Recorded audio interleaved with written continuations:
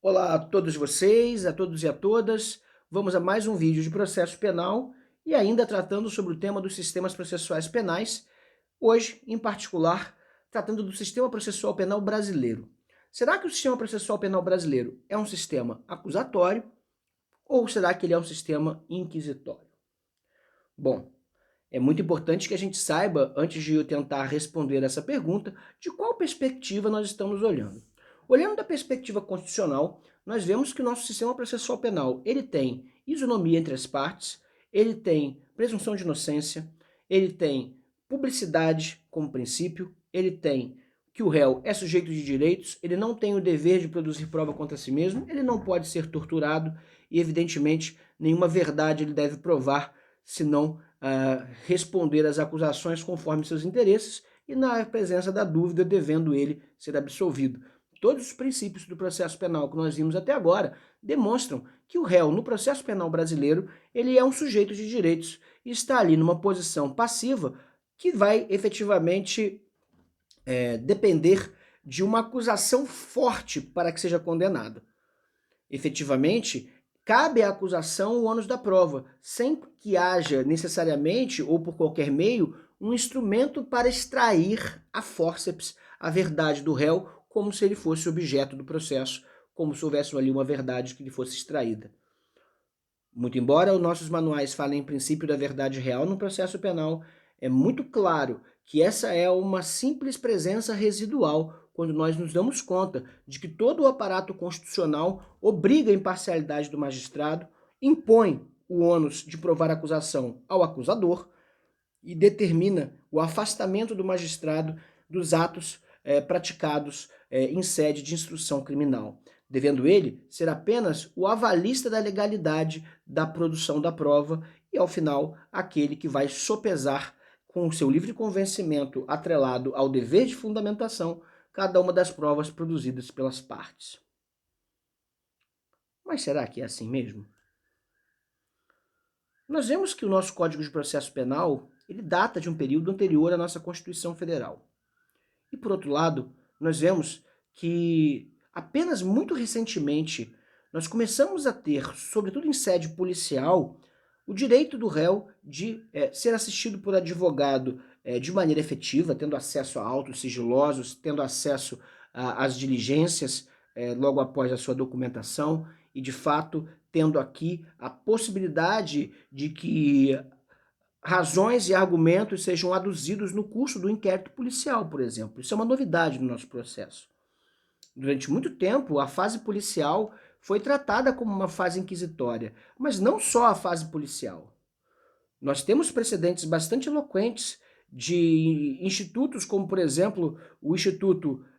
do artigo 383, que vai falar sobre a emendatio libelli, quando o magistrado vai efetivamente produzir uma interpretação diferente do fato trazido pela denúncia, ainda que para isso tenha que aplicar a pena mais grave. Por exemplo, o promotor de justiça entende que ali está diante de um caso de posse de droga para uso pessoal, mas o magistrado, sem alterar a descrição dos fatos, se vê no direito de entender que ali está diante do crime de tráfico de drogas, e aí, muito embora o dominus litis, aquele que é o titular da ação penal, o promotor de justiça, o Ministério Público, representado pelo promotor de justiça, tenha entendido que ali está presente por então somente posse de droga para uso pessoal, o magistrado estaria ali, portanto, hábil, dentro de uma regra processual, a efetivamente condená-lo por tráfico de drogas. Isso sem que a defesa pudesse se manifestar a posteriori, senão em grau recursal. Veja que isso significa uma verdadeira substituição entre acusador e juiz, quando o juiz quer mais a condenação do que o próprio acusador. Também nesse sentido, o texto, hoje superado do artigo 385 do Código de Processo Penal, insistindo que, muito embora o Ministério Público opine pela absolvição, o juiz poderia condenar o réu. Embora superado do ponto de vista jurisprudencial e doutrinário, esse dispositivo legal está lá, dando conta de que, muito além da dita fase inquisitória, no nosso processo penal, muitos procedimentos são inquisitoriais. Sem falar, é claro, nas conduções coercitivas, sem falar, é claro, nos muitos casos de sigilo que têm se generalizado, sobretudo na Justiça Federal, sem falar, é claro, na possibilidade de se prender uma testemunha, alguém que absolutamente não tem nada a ver com o processo, senão tendo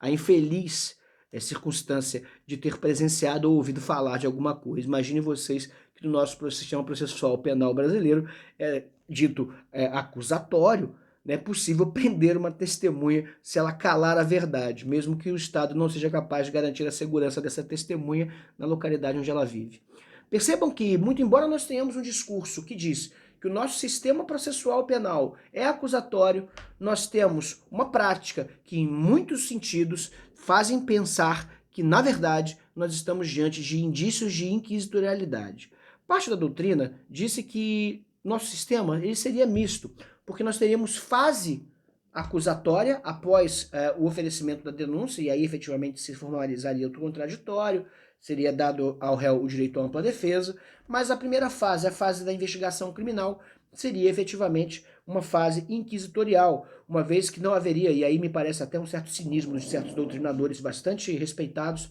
e aí me parece uma afirmação bastante cínica, me perdoem aqueles que acham que não, mas aquela segundo a qual não existe ali uma acusação de fato, somente uma apuração, razão pela qual nós não teríamos ali a necessidade de um defensor. É na fase da investigação criminal que o defensor é mais importante, pois é ali, efetivamente, que os elementos da acusação vão se calçar. Assim como uma planta depende de suas forças de raízes profundas, também uma acusação depende de uma fase investigatória profunda para poder se calçar e se nutrir de argumentos poderosos na fase processual, propriamente dita, vamos colocar dessa maneira.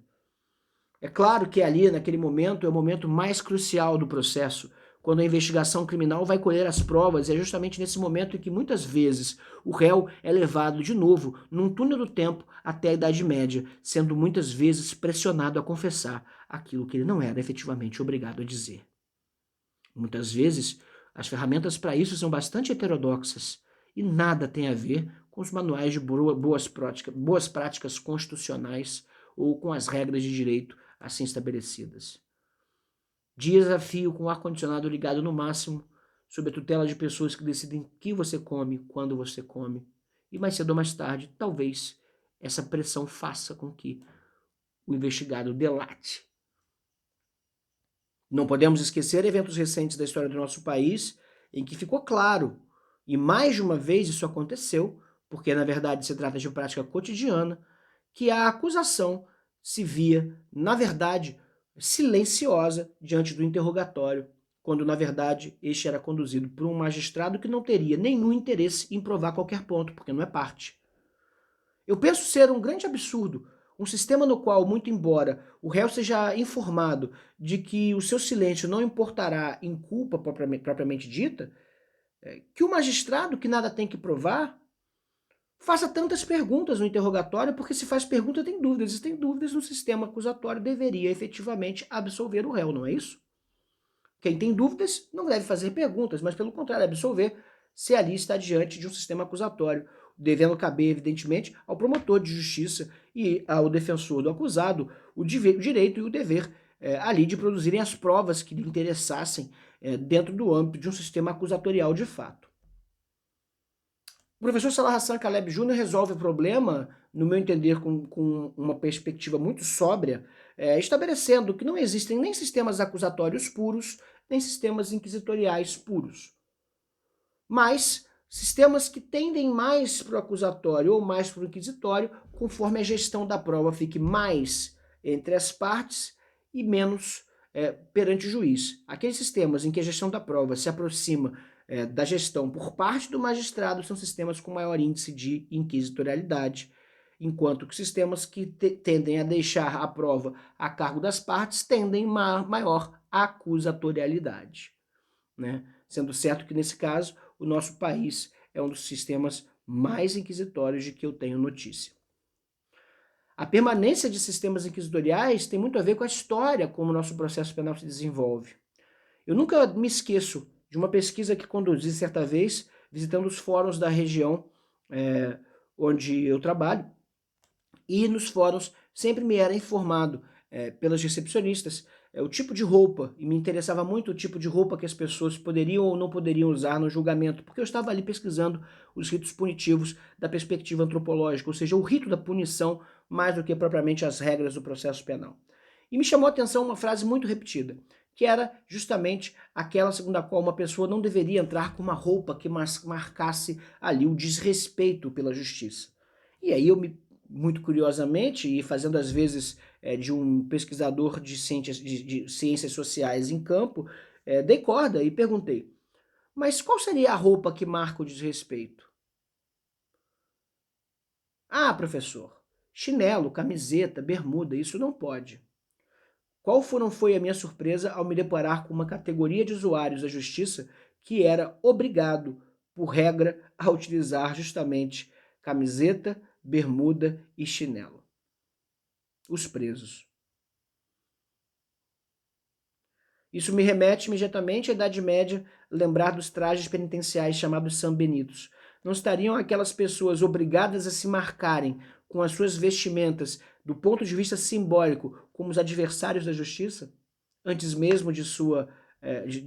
efetiva condenação? Não estariam ali marcados para serem condenados, usando algemas durante as suas audiências, muito embora as regras do processo penal digam o contrário? Nossas práticas ainda têm muito do medievo e é preciso sempre estar atento, pois os direitos não acontecem somente nos livros, não acontecem somente nos diplomas legais, mas eles devem ser verificados empiricamente. Muito obrigado pela atenção de vocês, eu espero que vocês tenham gostado desse vídeo.